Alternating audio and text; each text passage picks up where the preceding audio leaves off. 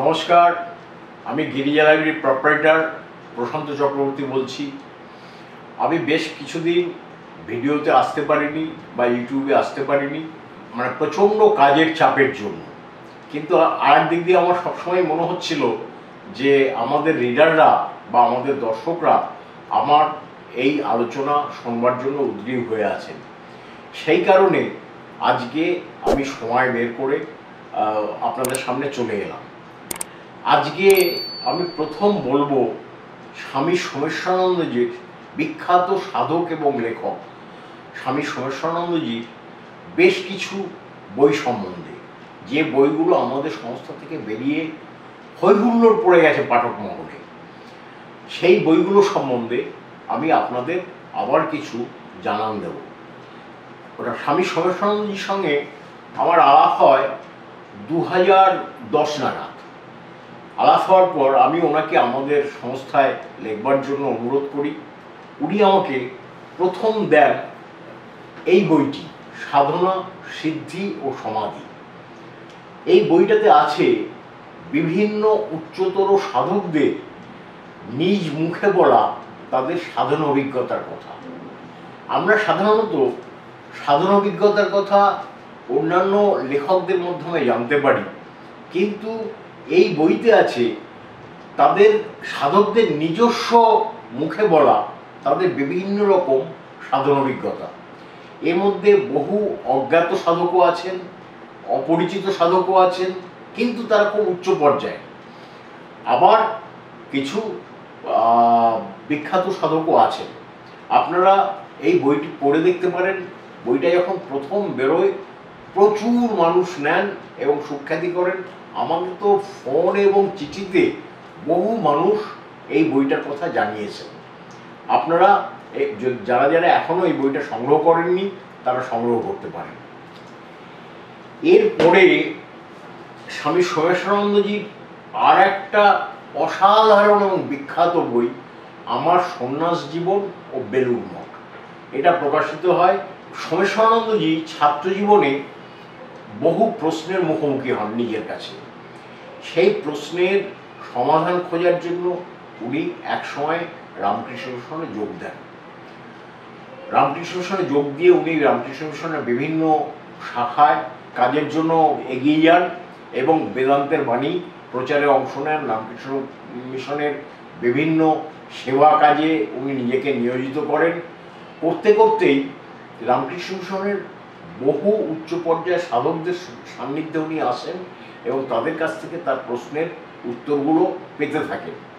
এই বইয়ে আছে সেই সব উত্তর এবং সেই সঙ্গে বেলুড় রামকৃষ্ণ মিশনে কীভাবে ট্রেনিং সেন্টারে নবাগত ব্রহ্মচারীদের আগমন ঘটে এবং কিভাবে তাদের ট্রেনিং হয়, কিভাবে তাদের জীবনযাত্রা চলে, শেষ জীবনই বা তাদের কিভাবে কাটে, সমস্ত কিছু এই বইতে দেওয়া আছে। আপনারা যারা এখনো সংগ্রহ করেননি তারা এই বইটা সংগ্রহ করতে পারেন। পরবর্তীকালে আমি মহারাজকে বলি যে মহারাজ, আপনিও তো সুদীর্ঘ বছর সাধনা করেছেন, আপনার সাধন অভিজ্ঞতা পাঠক জানতে চান। আপনি সেই আপনার যদি সাধন অভিজ্ঞতাগুলো বলেন তাহলে পাঠক উপকৃত হয়। তখন উনি ওনার 1975 থেকে 1990 পর্যন্ত যে 15 বছরের সাধন পদ্ধতি সেগুলো উনি ডায়েরিতে প্রতিদিন লিখে রাখতেন। সেই ডায়েরি থেকে এই বইয়ের আবির্ভাব ঘটে। বইটার নাম হচ্ছে আমার সাধন জীবনের দিনলিপি। এতে ওনার দৈনন্দিন সাধন জীবনের কথা বলা আছে, তার বাধা বিঘ্ন কিভাবে তিনি অতিক্রম করেছেন তার অভিজ্ঞতা এই বইতে দেওয়া আছে। পরবর্তীকালে আমি মহারাজকে প্রশ্ন করেছিলাম যে মহারাজ, ঈশ্বর প্রাপ্তির জন্য প্রত্যেকে কি পাহাড় পর্বত নির্জন স্থানে যেতে হবে? উনি ভীষণ আধুনিক মনস্ক সাধু ছিলেন। উনি বললেন মোটেই তা নয়। আপনি ঘরে বসে আপনার কাজকর্ম করতে করতে, আপনি অফিস চালাতে চালাতে ঈশ্বরের সাধনা করতে পারেন। আমি বললাম সেটা কি করে সম্ভব? তার উত্তরে উনি এই বইটা লেখেন, প্রাত্যহিক জীবনে ঈশ্বরকে অনুভব করা। এই বইতে আছে আমরা দৈনন্দিন জীবনে বাসে ট্রামে চলতে চলতে, ছেলেকে পড়াতে পড়াতে, অফিস করতে করতে কিভাবে ঈশ্বরের সঙ্গে যোগাযোগ রক্ষা করতে পারি, ঈশ্বরকে অনুভব করতে পারি, সেই ব্যাপারে বিস্তারিতভাবে লিখেছে। এটিও আমাদের একটি সুবিখ্যাত বই, স্বামী সোমেশ্বরানন্দজি। পরবর্তীকালে আমি ওনাকে প্রশ্ন করেছিলাম, সবই কিন্তু এই অধিকাংশ বই সব আমার নিজের মনে যে প্রশ্নগুলো এসছে ওনার কাছে করেছি, উনি সেইগুলো ইলাবরেটলি আমাকে উত্তর আকারে বই করে পাঠিয়েছেন।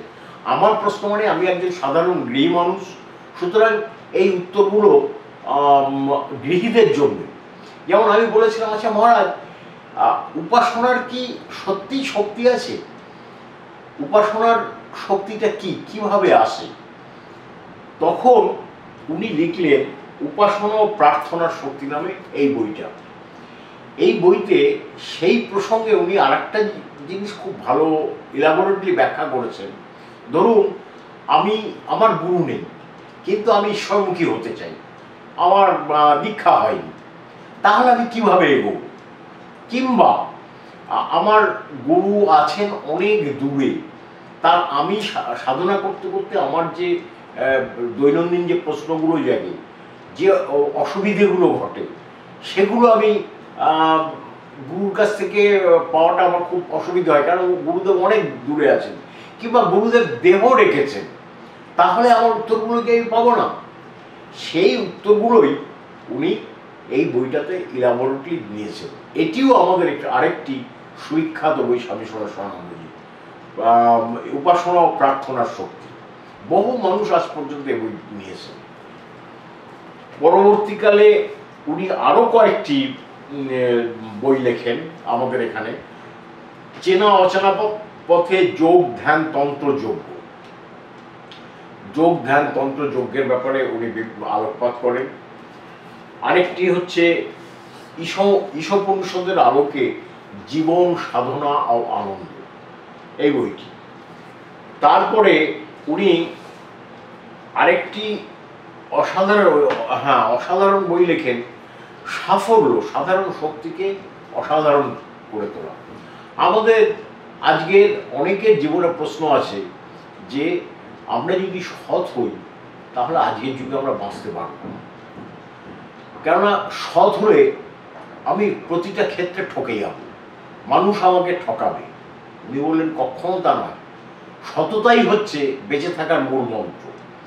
সেই সততাকে বজায় রেখে কিভাবে সাফল্য আসে বা আসতে পারে, বা সাফল্যের বিভিন্ন রকমের টিপস এই বইটাতে উনি দিয়েছেন। স্বামী সোমেশ্বরানন্দজি সর্বশেষ বই মনে হয় আমাদের কাছ থেকে 2018 সালে বেরিয়েছিল, জনজীবনে রামকৃষ্ণ মিশন। রামকৃষ্ণ মিশনের বিশাল কর্মযজ্ঞ নিয়ে এই বইটা উনি লিখেছেন।